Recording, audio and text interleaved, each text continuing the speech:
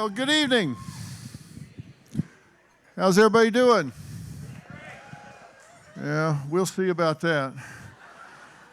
Now, listen, I am really proud to be here with this group. I can't even begin to tell you. I love America. I love this country. I stand up when our flag goes by. I put my hand over my heart when they play the national anthem, and I am sick to death of people apologizing for America.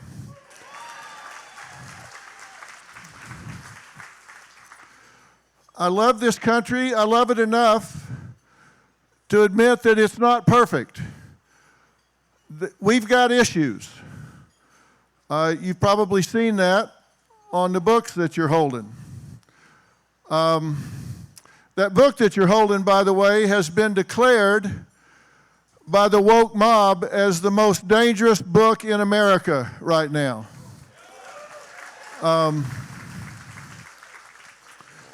And they're probably right from their standpoint, because it's a book that talks about truth. And I've written 10 books, and this is the most important book that I've ever done. And it is a book in which the subtitle is as important as the title. And if you haven't looked at the subtitle, it is How You Can Stand Strong for America's Soul and Sanity. And I gave it that subtitle because it is a prescriptive title. It is a how-to book. It's a book about unifying this country. It's a book about coming together. But it's about coming together regarding the truth. You know, I upset a lot of people. I know that. And you know, all you have to do to upset folks now is, it's not even that you interrupt them and argue with them, it's just that you show up with the truth. You show up with the facts. And you know, I want to own the debate lane in America. And I have said to people that I will debate anybody, anywhere, on anything in that book, any forum, any place, anywhere. Because you cannot decide that you're going to change history, biology, science, economics, whatever, just because you decide you wish it was different. And, you know, it was mentioned earlier that I've been doing this for a long time, and it's true. I have been doing this for a long time. I have a lot of people that come on the show that say when they were growing up that they would get home from their school and their mom would say, "Hey, you can't talk right now, Dr. Phil's on." And now they're coming on with their kids and they're telling their kids, "You can't talk right now, Dr. Phil's on." Which makes me feel really old. But the good thing about being on a long time is I've been bald since I was 12. So you look the same year after year after year. But the truth is that family in America is under attack. It really is. Family in America is absolutely under attack. Church membership in this country has dropped below 50% for the first time in our country's history. For the first time, church membership has dropped below 50%.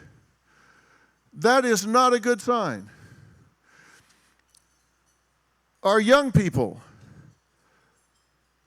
mental health as measured by depression, anxiety, and loneliness, peaked in 2009 and 2010, the highest levels since records were being kept. Highest levels ever. Why?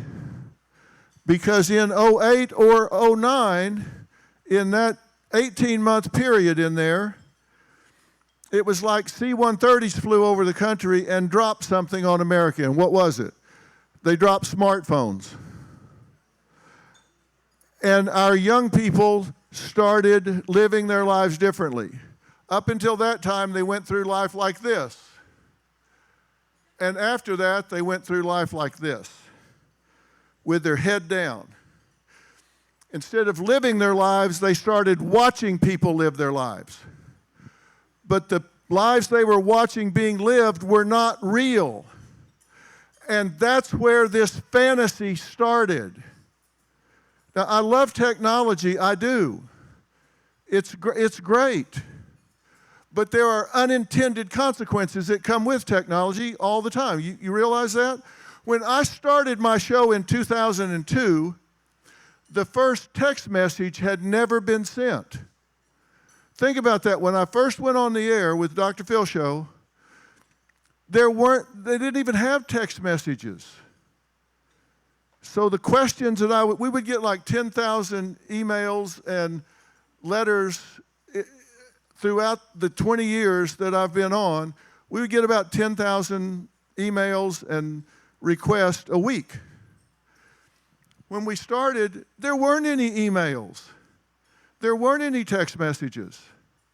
And so we dealt with snail mail. We were opening letters and reading them and calling people on the phone. But in 08 and 09, all of this changed. There weren't any social media platforms when I started. And then I started seeing the questions change.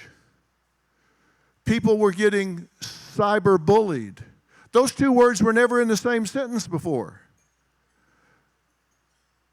We started seeing online predators luring 14-year-old girls out their bedroom windows to meet them downtown. And when they got there, it turned out to be a 45-year-old pedophile. Kids started getting, I remember when I was 15 years old, 364 days, 23 hours. I was standing at the DMV waiting for them to open to get my driver's license. Now kids turn 16, they don't care. Because they're watching people live their lives instead of living their own. And when I tell them, listen, those lives aren't real, you're comparing yourself to a fiction, don't get depressed because you're not that person. They don't realize that these fabulous lives they're comparing themselves to are a joke. There is, in Santa Monica, California, in a warehouse, there is a fake fuselage to a private jet. And influencers rent it out 15 minutes at a time to pretend they're jetting off to Aspen. They're jetting off somewhere, and they get in there and change clothes and say, oh yeah, I'm off skiing, I'm off to the beach. It's in a warehouse in Santa Monica. It's made out of wood. But that's what they put on the internet, and kids compare themselves to it and say, I don't have that life. Influencers put on these fancy clothes and say, yeah, and get ready to go to the NBA All-Star game. No, they're not. As soon as they finish taping, they carefully take those clothes off because they have to return them to the store because they can't afford them. And then they get on their couch and watch the All-Star game on TV just like everybody else. But our kids don't know that. This really spikes in 09 and 010. And it just keeps getting worse until COVID hits.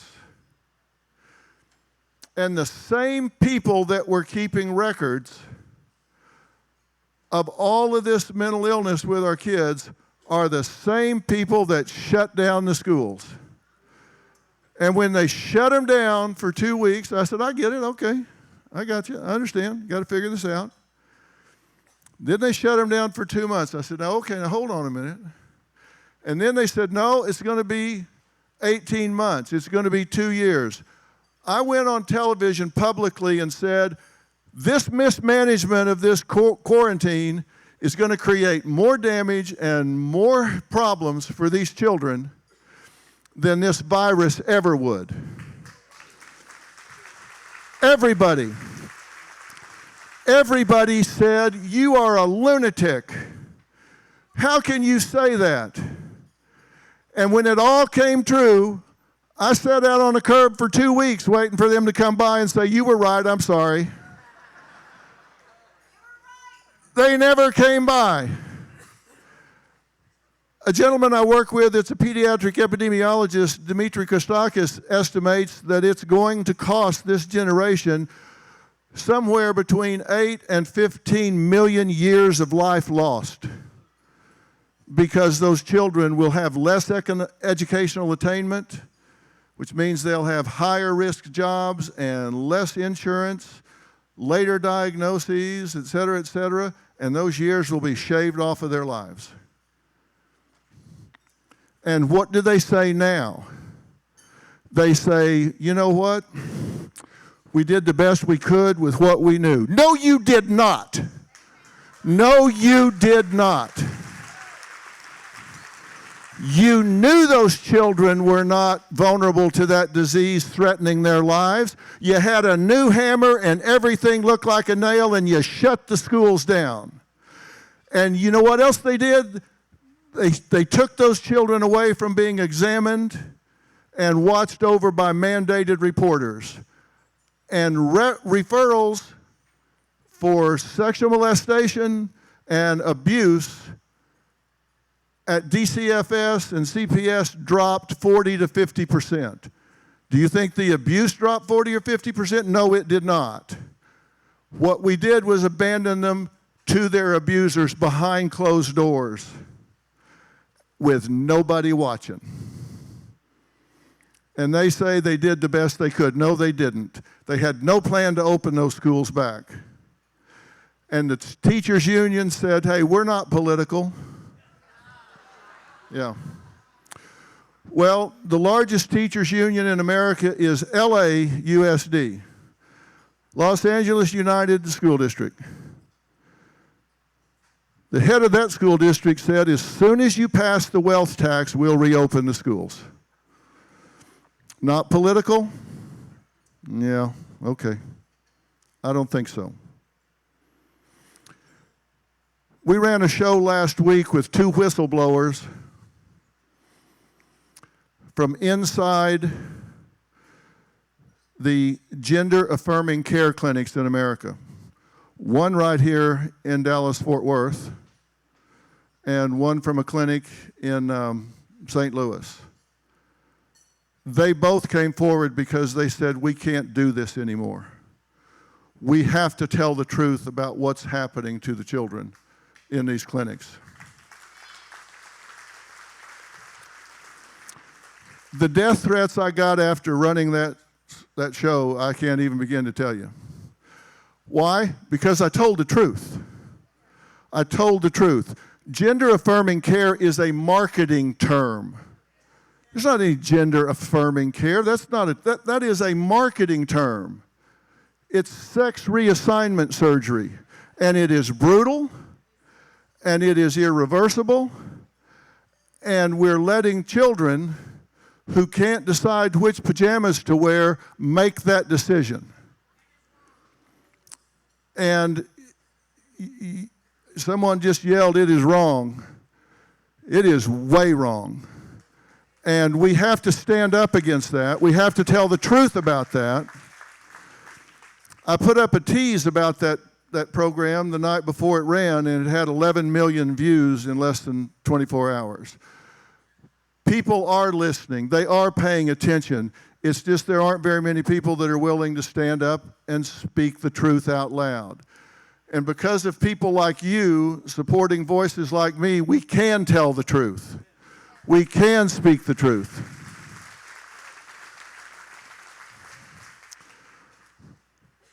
Last week on the New York Times, they keep records of how well books are selling. And We've Got Issues was listed at number 9 on the New York Times bestseller list. Well, hold on. There's more to this story. The number 1 selling book was a vegan cookbook. We outsold that book by about 10,000 copies. And we were at number 9. I think we sold like 35,000 copies on the little channels that they follow. That's not all the books we sold, just on the ones they follow. We sold about 35,000 copies, and they put us at number 9. The book at number 8 sold 4,000 copies. But they put us at number 9. We had, like I say, about 10,000 copies more than the book they had at number 1. The left liberal, we were number 1 on every other list in America except the New York Times. Now, this is my 10th book. The other 9, which just dealt straight up with psychology, have all been number 1 on New York Times bestseller list. I've sold over 70 million books. But this one, not so much. They're trying to bury it. They're trying to bury it. I won't let that happen. Hopefully you won't let that happen.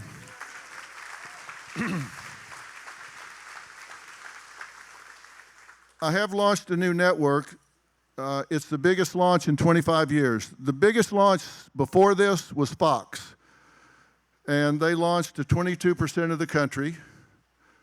And about, I don't know, maybe 15 million homes. We just launched and we're available in 90 million homes. 90 million homes. And if you can't find it for some reason, go to meritstreetmedia.com. And when it opens up, it says Channel Finder. You just put in your zip code and a whole page comes up how you can find it. You need to find it. You need to join us. You need to watch. There's an app, Merit Plus. You download it for free. You can watch it on your phone or your computer, whatever. We need to take America by storm. We've got an interesting approach to the news, by the way. We got 4 hours of news every day. We're going to tell people what happened and then shut up. Because we don't think people are stupid. We think we can tell them what happened and let them make up their own mind if it's good news or bad news. We're going to tell them the truth. There's the right and there's the left and then there's the fact. And we're going to tell them the facts and let people decide what they think. And it's really working well. It's really, really working well. People need to know the facts because people don't talk about the facts. You know, Trump's on trial right now in New York City. And if he's convicted of even one charge and then gets elected president, they're going to have to inaugurate him at Rikers Island because each of those charges has 4 years attached to them. So seriously, if he's convicted of one of those charges and he gets the sentencing guideline, he could be at Rikers for 4 years, and he can do that. You can be a convicted felon and be elected president. They would have to inaugurate him in Rikers Island or wherever they send him to prison. That's how ridiculous this is. Now the judge contributed to Biden's campaign, and his daughter is a consultant for the Democrats, so the judge couldn't be a juror, but he can be the judge. People need to know that. Have you heard that on any channel anywhere? Well, you'll hear it Monday morning on Merit Street because it's the fact. It's the truth. It's just the truth. No spin, it's just the truth. Those are the facts. People need to know that, and we're going to tell them that. We're going to tell them the truth about everything. And I think people are hungry for that. Don't y'all think people are hungry for that?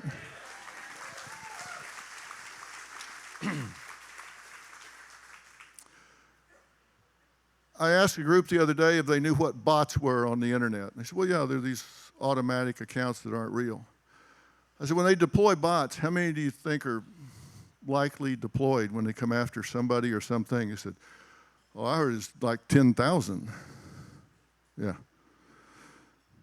there are bot farms activated in this presidential election year that have tens of millions of accounts. And you mix that in now with deep fakes and AI, we really have to have our voices heard because the technology is dangerous. I saw an ad the other day with me standing there holding a product, selling a product, and it was me and my voice selling a product.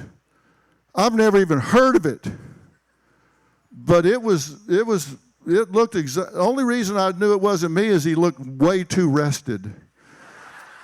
But it was a deep fake of me. It was my voice, and it looked like me rested, selling this product. Never heard of it in my life, ever. That's how good it's getting. How's that going to affect things? We all have to speak up. And if the woke mob comes after one of us, they're coming after all of us. We need to stand together and make sure that nobody gets cut out of the herd.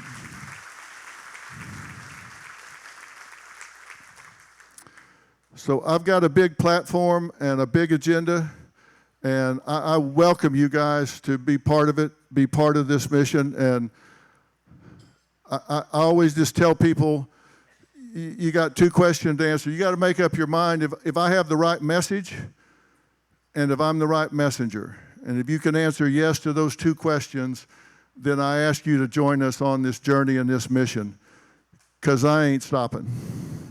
I can tell you for sure.